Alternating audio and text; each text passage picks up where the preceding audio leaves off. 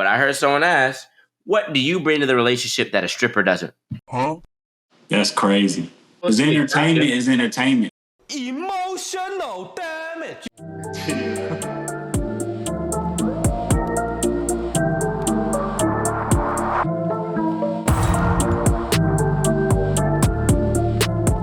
Good evening, y'all. Welcome back to the T-Blend Podcast. Thank you for joining me. It's me and your host, TJ. TJ, what up, man? Hope y'all having a good day, a good week, man. Amen, amen. To get started, I actually want to open up. To get started, I actually want to open up with a conversation I had with TJ's mom, my aunt, going over social media and just her insight. And so what my auntie was saying was that she was on Facebook social media taking inventory of the many women that seem to be augmenting their bodies. She feels that folks are not bringing their authentic selves to the table anymore, and that it must be challenging for men and women alike to meet someone, and it must be difficult for men and women to find an authentic version of the person that they are actually dealing with. The person that they're dealing with is different when they take off all their different accessories, boobs, butt, lashes, hair, eye, nails, feet, potatoes, green eggs and ham, the whole shebang. And she just feels like that it must be difficult for men to have to deal with this when you're not getting an authentic version of the person that you're dealing with. TJ, how you feel about that? Do you think like Man, it's crazy because a few weeks we was driving down to Florida and we was talking in the car, and Mr. Dennis, well, a good friend of my dad, they was just riding in the car and they was just talking about how it's crazy how it's like women at first they started with the lips. They started to get fake lips, doing all these things to, I guess, impress other men, I guess. But it's just like, why can't you be yourself? Like, now it's like they done moved to the BBLs and stuff. You know what I'm saying? That's very true. People going to get BBLs. It's like, okay, you getting it done, but it's like, for what? Like, for other men to see it? Like, yeah, it's like, and then when you get in relationships like that, it's like, are you considering the man's, side point of view? Because I hear so often, we're not doing it for men. Right. Okay. Like, so who are you doing it for? Who are you doing it for? I'm doing it for my confidence. Right. Your confidence where? With myself. Yourself. Confidence comes from like that's an inner thing. People get all these attachments and these things put on their bodies. They, in a few years, it's like that stuff wears off too. It's wear and tear too. Like, and my point is, look, I don't think people would have a bigger problem with the extensions, the BBLs and stuff. Right. If you kept it to yourself. That's true.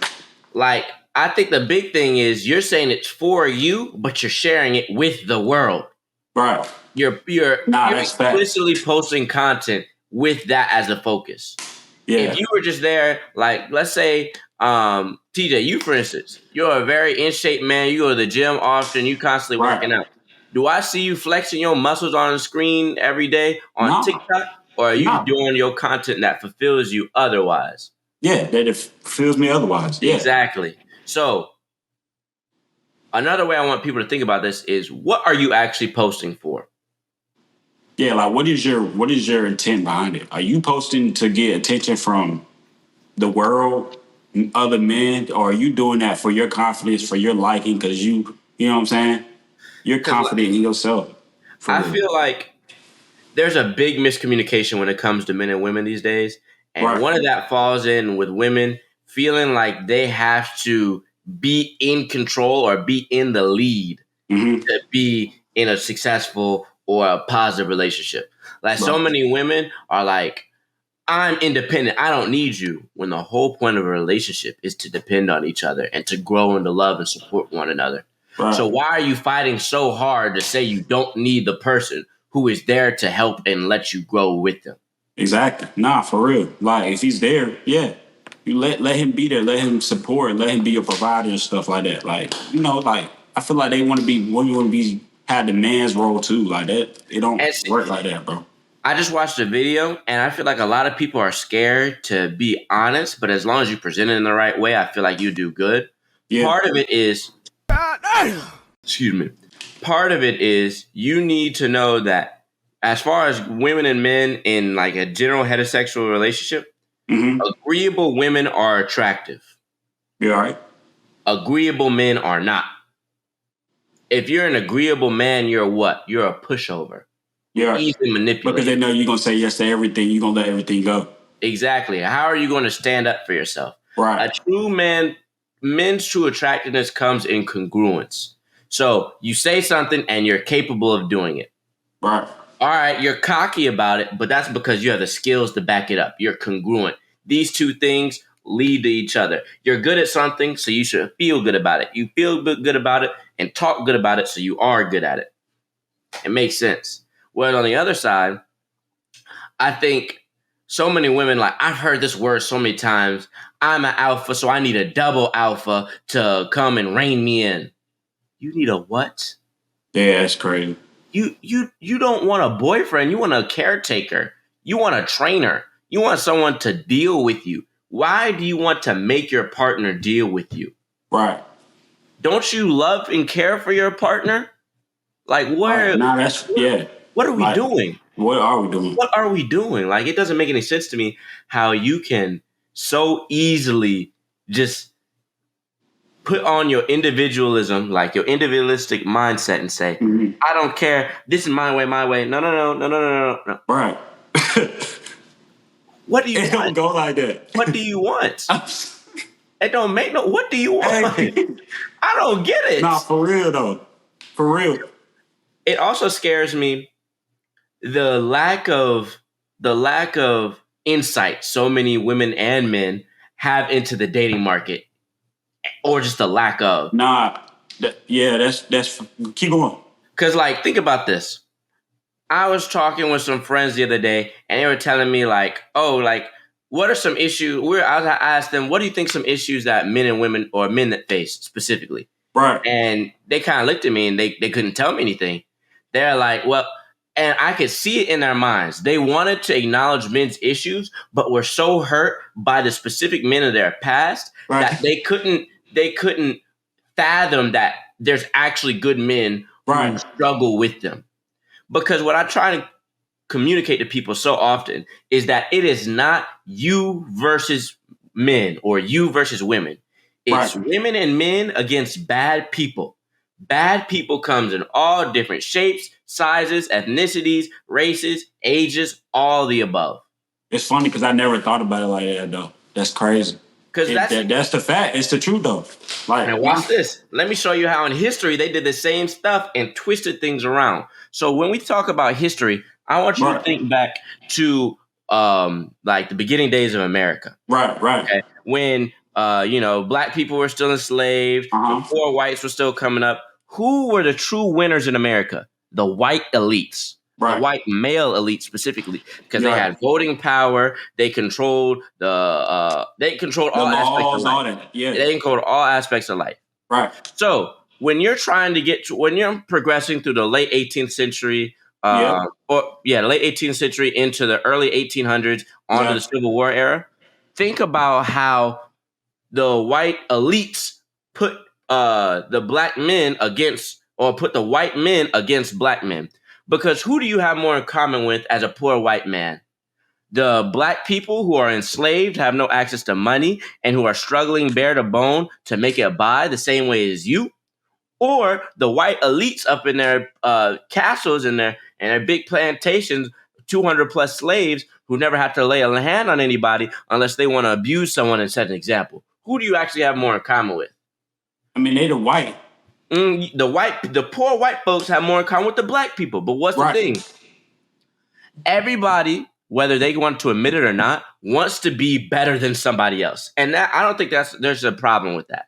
And it's crazy, bro. The reasons, like, based off of color, like, it's just the overall thing. It just still baffles me to this day, bro. It's like, wow, like, why? Because the color of our skin, like, you don't even know what we could provide to the table. Like, who knows if it was no segregation and stuff like that, or white and blacks can only go in this certain place in certain stores. Like, who like, man, we would have been one crazy place if they just learn how to work together, bro. Like, on some, Here's what scares me. Think about this. So I'm gonna finish my point in a second, but think about this. Grandma was alive before we were desegregated.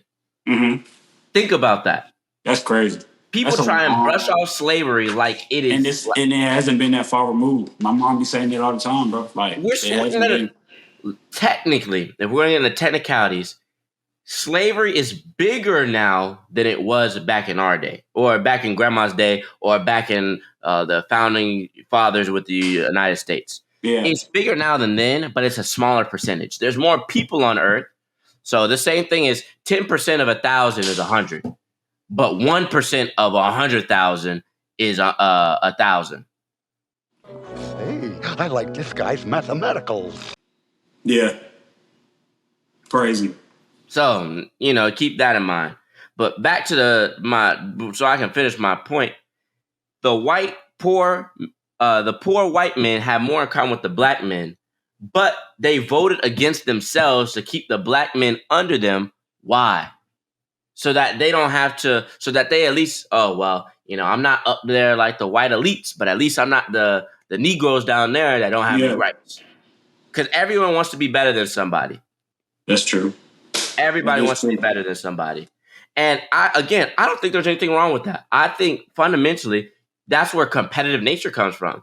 TJ, why are you competitive? Because I want to not only know, but to prove that I can best you in hand-to-hand combat, in sports, in It's knowledge. crazy though. Not only that, in your inner self too, though. Like you just trying to prove that you better than what you was the day before. Like you just trying to prove that you using that competition, bro, to really test like your personal, like like how you rate yourself. Honestly, But it's then really, yeah, but then I also wonder how aware are people of that they're actually trying to test against themselves. yeah. And Because I think people forget that. Like people think like, oh, he in front of me, like he must be better. Nah, like he in front of you now, you get better. Like now he's pushing you to be the best you can be. You know what I'm saying? Like so. I think a lot of this, well, I'm gonna say it in the words of one of my current favorite TikTokers. It all Uh, comes down to one word: identity. It all comes down to one word: identity. How do you identify? How do you reckon with yourself? How do you view yourself? If someone uh, asks you to speak about yourself, what would you say? Like I think of how can I teach and instill in my siblings self-confidence? What do right. I need to help them with? And part of that is them being emotionally intelligent enough to know the feelings that they're feeling. Nah, Like that's I know facts. when I get anxious, I feel it right here, like right Right, where my fingers are touching. right. Like when like I was just talking about this with my lady. I remember when I was younger, I'd feel like existential dread. Uh And huh. she's like, whoa, you were feeling some complex emotion when you're young. I'm like, I agree, but it was like there were situations I felt like I could not escape from, and Mm-hmm. those are what really scared me. The Right. situations where I felt like there was no way out, like I'm cooked. It's the end of the Mm-hmm. world. Like everything felt like it was crashing down. Like my body Yeah. was about to shut down. I was cooked, He got cooked. Adrian, you didn't go down like that, huh? He got cooked. Yeah. and I couldn't. I was so just like lost and concerned that I couldn't relax at all. But then I look back, and I'm like, you know, I made it out. I'm Yeah. okay now. I'm good. That's But one thing you just gotta learn. Like, yeah, like life is precious, and like everybody got situations, their own battles that they go through. It's just all about how you go about it and how you push through, how you gonna use it to drive you. I Use it agree. as motivation and stuff. Cause I think another thing people don't realize is that it's a constant. Hold on, T. Hold up, hold up, hold up, hold up, hold up, hold up, hold up, hold up, hold up, hold up, hold up. All right, let's see. So that's some good conversation right there. Let's see what else we want to talk about. I definitely want to talk about these dating apps, bro. Oh, okay. All right. Let's talk about these dating apps. What you want to talk about? Hey, bro, it's crazy, bro. I feel like dating apps are like kind of pointless, bro, because it's like nobody's gonna ever show their true self. Like we was talking about earlier, bro. Even with men and women, bro. We gonna put our best picture, we gonna put our, the impress. Mhm. It's all of impression. It's all of So like our first impression. so let me come from a different perspective. For one, because I have a lot of thoughts on dating apps, but Yeah. in response to what you just said, as far as dating apps go, I don't think we should be looking at them to think, oh, this is my perfect partner. they should be used as a means to get more dates in front of you so you can vet them in person. So it's kind of like you're applying for a job. Imagine you're on Indeed. You know that dude on TikTok? He'd be like, "Yep, go ahead and you're not ready for the NFL. Go ahead and go back and get your butt on, type your name in, look for 5 jobs on Indeed." 21, insurance claim, Geico. Get on it ASAP. 53. Let me tell you something. There's an Indeed app. I tell people all the time, there's an Indeed app on your phone. If I got to show it to you, I will. Sign up, put your resume in. You need it expeditiously, like T.I. say. Yeah.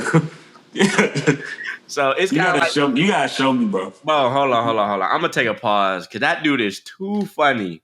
Nah, man, that dude is too funny. Hold on. Nah, I'm not. Nah, but no, that dude is so funny. Oh my god, that dude is so funny. What you think about all this dating stuff, though? So, part of it, I have firsthand experience. So what I recognize first is that a lot of dating apps are tailored towards women. Like, one thing I recognize very early in the dating game is that dating is easier for women and relationships are easier for men. This is what I mean. It's easier for a woman to get a date than a man, but it's easier for a man to get in a relationship than a woman. Because at the end of the day, the man's pulling the trigger on the relationship. He's initiating, generally. And in a date, a woman's agreeing to the date. Normally, she's being approached to go on dates. So she has to greenlight the date same way the man has to greenlight the initiation to the relationship. But also on dating apps, there's a certain demographic that's going to do better. So not only women, because I think it's somewhere around the metric of women swipe right 11% of the time, whereas a man might swipe. I think the men swipe right like 50% of the time, or somewhere around that. So for every 2 girls a dude sees on average, he's going to swipe on 1. Whereas on average, women are going to swipe once for every 10 men. And that translates to, oh my goodness, I forget what it's called, but it's the 80-20 rule, where 80% of the women are going to be interested in the top 20% of men. And the other 80% of men are going to be left dealing with the bottom 20% of women. Did that make sense? Yeah. Because it comes down to optimization and what's ruining the dating scene right now. Everyone feels like a better offer's around the table, so they don't want to commit to the one in front of them.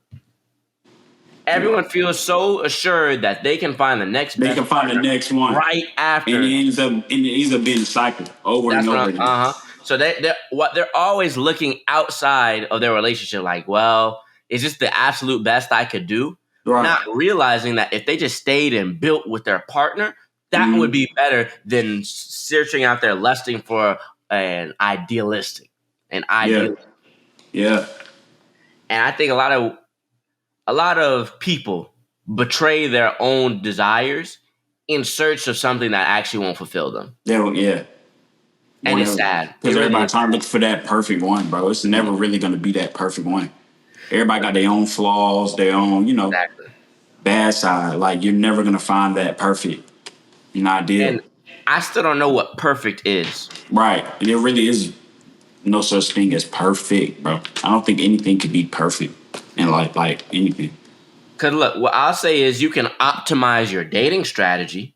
Right. You can optimize the way you look at dating and relationships, but you can't sit there and try and optimize your partner. Yeah. Try and make them something they're not. Right. Now, if you see potential in them and you want to grow with them, that's different. But a question I ask to couples in their infancy often is, if your partner did not change as they are right now, and they were the same way for the rest of the relationship, would you be content? Would you be happy?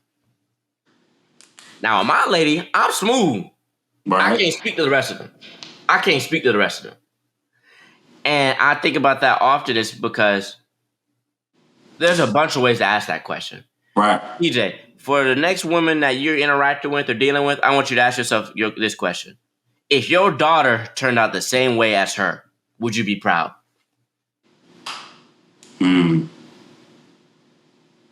If your son brought home a girl like your mama, like the woman you're interested in, would you be proud?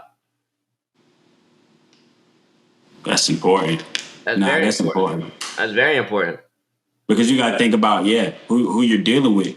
Because do you want your kids to be like that? And if they ain't set a good example, why you think your kid, you know what I'm saying? Because I think I do my absolute best not to sit here and try and blame people. Right. Because I don't think it does anybody any good to just say, you're the problem. But I also recognize that sometimes people need critical evaluation. Right. People need to talk and understand, like, oh, maybe I could have actually done that better. Maybe okay, maybe there is more I can do. Right. But I think it differs with men and women how you address that conversation. With a man like TJ, if I need to talk with you about something, I'm gonna get more so straight to the point. Right. Because you will take where we have enough context, you can take that I can pick up criticism the context clue. Yeah. and know that I'm not this comes from a place of love. Right. But like, let's say with one of my friend girls, I might have to preface it and say, hey, I appreciate your work. This is, we're doing an excellent job, but this is what I need more of from you. Right. Because I think that ties into something I'll talk about in a second. But as long as you ask nicely, I think you can get a lot done in life in more than one facet. So if I'm asking more from you, you'll give me more of you as long as I ask correct nicely. It even reminds me of a couple years ago. I remember this because I explained this to other people. TJ, you came up to me and you like, hey, bro, why does Taborn listen to you? Taborn, his brother. Why does Taborn listen to you and not me?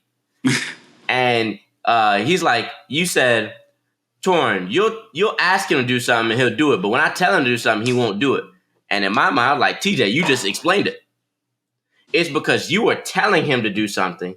And it's like, hey, bro, go do it. That's your little brother. I get it. But for me, I want to make sure he knows I respect him as an equal. So I asked him to do it. And with that under that foundation of that foundation of respect, he's like, oh, okay, no, I actually get doing this. It's the same thing with grandma. Grandma will come at me and be like, go do the dishes.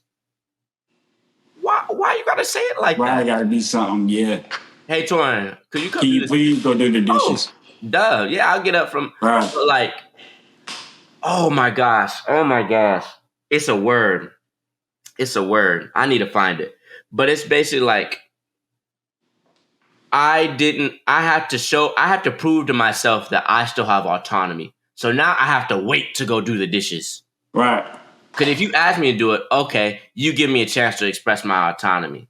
Mm-hmm. But if I wait on it because you told me to, I'm expressing my autonomy in a different way. I'm gonna look that up real quick. Why don't I want to do the dishes after someone told me to? Is it red? It's just being disobedient. Oh my God, bro. Oh, hell no, man. I don't even think so, because I will do the dishes. What is the word for when? Oh, man. I'm looking on GPT. Reactance. Reactance is a physical. Excuse me. Reactance is the word. Reactance is a physiological response. Oh, excuse me. Reactance is a psychological response where an individual has a negative reaction to being compelled or told to do something, often leading to a desire to do the opposite. It's a form of resistance or defiance against control or authority. This can happen even with mundane tasks like doing dishes. If someone tells you to do it, you might feel less inclined to do so, even when you were planning to do it anyway. It's called reactance. Because, I why are you telling me? Right. Like, you Why can can't you ask just me ask so. me? Oh, and this ties back in our other conversation. Women don't realize the power of being submissive because they think there's no control in being submissive. They idealize masculinity and being a man so much that they don't see the power in being a submissive woman. Right. Because, like, I think about it this way. If my grandma or my mom tells me do something, I'm gonna move at a way different pace and mindset than if they look at me like an equal or they come and ask me to do something. Yeah. I mean, Like, I just feel like it's overall, it's just a way better way to go about things. You know, correct, nobody's gonna listen to nobody telling or directing them to do something, correct. especially if it's not coming from the right place of heart. You know what I'm just saying? It's just always a better way Because to I go think about it. about this as well. And this goes out to all the women. If you ever want your man to do something or a man to do something in your life and you actually want him to get it done, look him in the eyes, speak quietly, speak with him with respect, and watch how fast that man moves. Watch how fast that man moves. Because I do Hey, get but emotional sometimes. Cause like I don't think TJ, I don't think you and my people know how hard I ride for y'all. Like I pray y'all never get to see the full extent of how hard I ride for y'all. Cause I think it would scare you. I really think it would. How can you see into my eyes like open that's love, And bro. and building on that, I don't think women realize that men want to serve you. Men want to serve you. I'm not talking about boys. I'm not talking about toxic a-holes. I'm talking about true men. They want to serve you. And they want to feel appreciated, but more importantly, respected by you. If I feel respected by a woman, even if this, that, or thing ain't going right, I'm still going to do right by her. But if I feel like there ain't an underlying sense of respect with you, Yeah, I'm not gonna do right. Like I'm nah. why are we sitting here? Like, Right. what's the point? Everybody deserves equal respect, bro. Exactly. I feel like also social media social media is a ticking time bomb. Yeah. And it's done blown up repeatedly. Social Because media, boy, that's one. That's one. Like they say, that's one drug, boy. you telling me, That's boy. 'cause, like That's one drug, there's boy. just so much involved with social media and the psychological effects it has on humans. Bro, social media have you thinking people living their best life, bro. Like thinking like it's not reality, bro. Social media have you getting down even on yourself like in person. So that's why you can't feed into all that. You just got to kind of stay the course, pray. Take it one day at a time. Exactly. I think what younger me needed to do was to zoom out Yeah, and just relax, but also zoom in and be present. Too often I was up here. And I had this explained to me on TikTok in a good way the other day. It was like, if you ever want to wonder whether you're in your head versus in your body, yeah, most of the times you're in your head. But if you're noticing the fact that you got socks on your feet right now, or the way that your breath falls off your tongue or your nose, or the way that you're blinking, or the way that the clothes touch on your body, or the way that you're sitting in a chair, now you're in your body. yeah. Now you're present. Now you're feeling every single, like, I'm very aware of the fact that I'm touching on my body. It's like one way to be present, manual blinking. See, TJ, now you got to think about the fact that you blinking. And now wow, everything slows down. That is crazy. And that's what all the meditative techniques are doing. They're just teaching you how to be in your body. Like, at no point in this conversation was I wondering, dang, what am I going to say next? Why? Because I'm 100% present with you right now. Right. And I'm just listening and taking in and responding authentically. But people get so tied up in like, oh, I run out of things to say with girls. What do? Did you listen to what she said? Why are you talking with her? Are you talking with her because you actually want to get to know her, or better yet, just have a conversation and learn about her and see if she's the right girl for you? Or are you talking with her to fulfill some sort of idealism you have in here to say, I need to talk to this girl to prove to myself that I'm worth love or an affection. I need this girl to validate me and tell me I'm enough. That's crazy, bro. Yeah. If you just take the time and you just think, bro, just hear what she's saying, create conversation, respond. I mean, that's all you gotta do. I feel like we just walk up and we just nervous and get intimidated, like, or she's just gonna go about it like this. Just have a conversation. You don't know what they're gonna say. But if you don't have a conversation, you might miss that chance, bro, like that opportunity. I also think something that is a great example is that most men don't value themselves the same way most women do. And I don't even want to say most women, many women. Most men don't value themselves the same way many women do. And that comes from how we're raised. Oftentimes, women are, and I blame Disney for a lot of it, told that they're the prize for just being themselves. They don't need to bring anything to the table. They're enough as they are. Those two things aren't the same. You are enough. Right. But to be so entitled to say that you don't need to bring anything to the relationship, nah. I hate to get this far, but I heard someone ask, what do you bring to the relationship that a stripper doesn't? Huh? That's crazy. Because entertainment is entertainment. Emotional damage. Strippers and design entertainment. That's what women, Now, I heard this dude on TikTok say, and that's another thing. A lot of people on TikTok just be saying crazy mess. But real people in day-to-day, IRL, in real life, they don't say that. This dude was talking about you're being gifted with her presence. It's the bare minimum for you to pay for her date, pick her up, and all she needs to do up and show up, and you be graced with her presence. That's wild. Maybe part of that is right. Maybe I am graced with her presence, the same way she's graced with my investment. So why are we valuing her contributions more to the relationship? Right. I think that's even ties into the extreme feminism, like the extreme feminist movement that many people see on the male side of TikTok and such, where it's like the KAM kill all men movements and da-da-da-da, where it's like, it's no longer feminism, it's misandry disguised as feminism.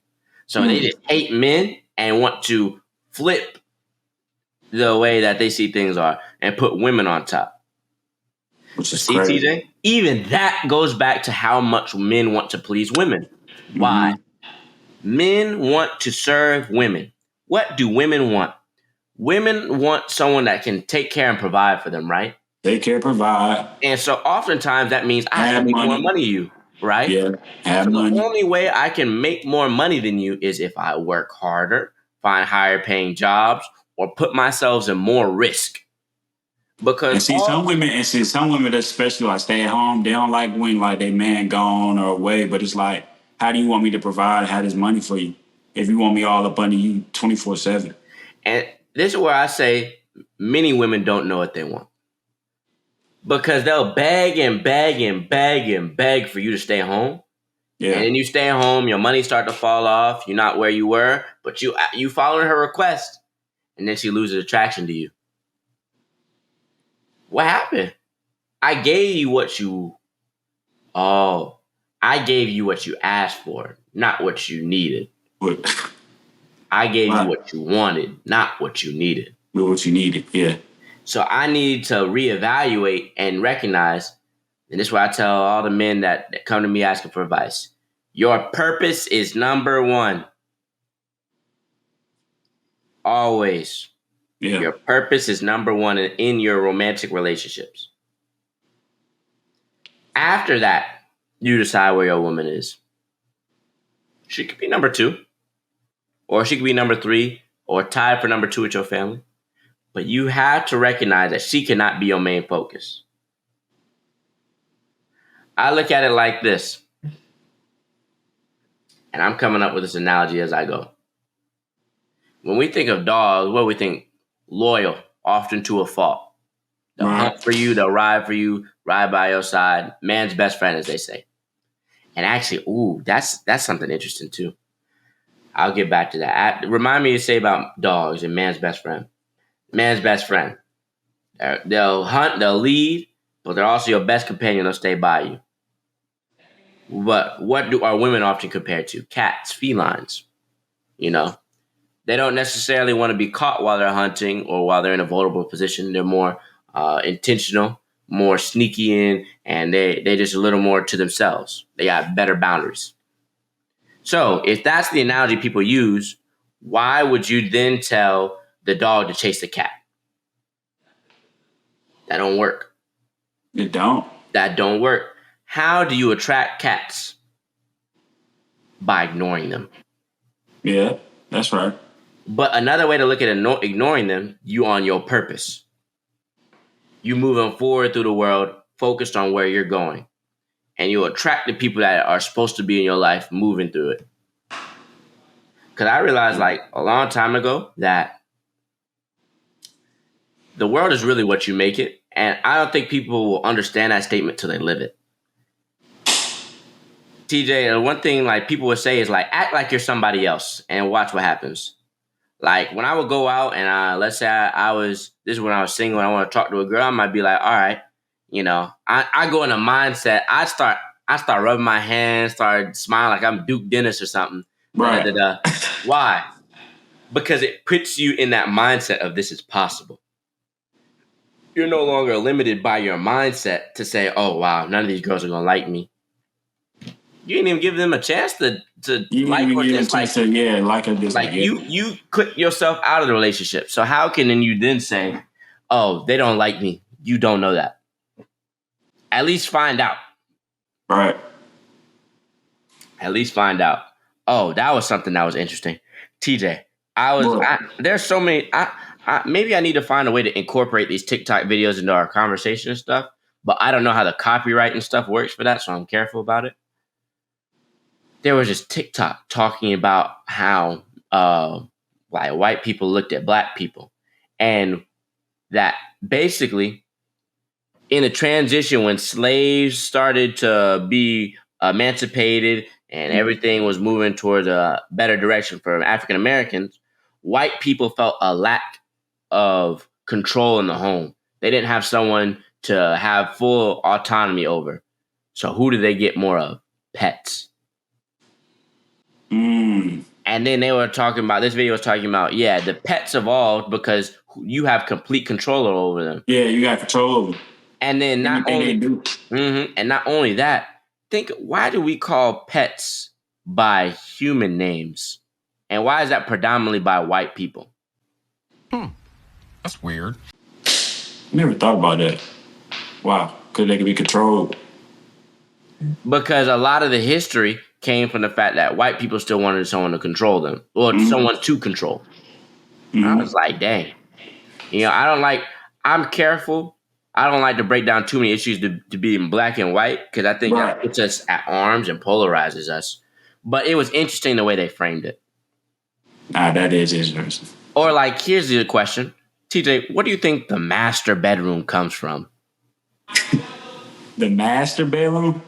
Have you ever thought about that? The master is the head of the plantation. The master bedroom in a house. Have you ever thought about that? I never thought about why it was called master bedroom. That's it until now. But I mean, yeah, if you put two and two together, yeah, that's what you get. All right, let's take a pause here. I'm going to stop this recording. This has been good so far. You're funny.